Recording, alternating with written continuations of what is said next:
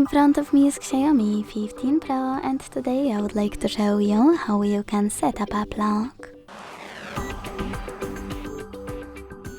Begin by opening settings and scrolling down to click on apps.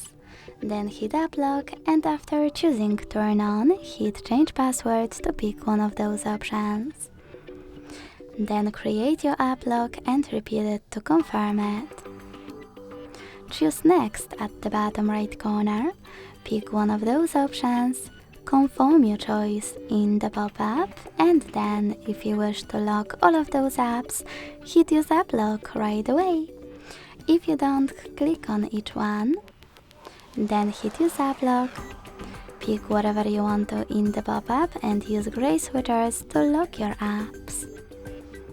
If you want to unlock them, tap on the same, no blue ones. So when I try to access one of my locked apps, icons that pattern is required. Thanks so much for watching. If you enjoyed this video, leave a like, comment and subscribe. Bye!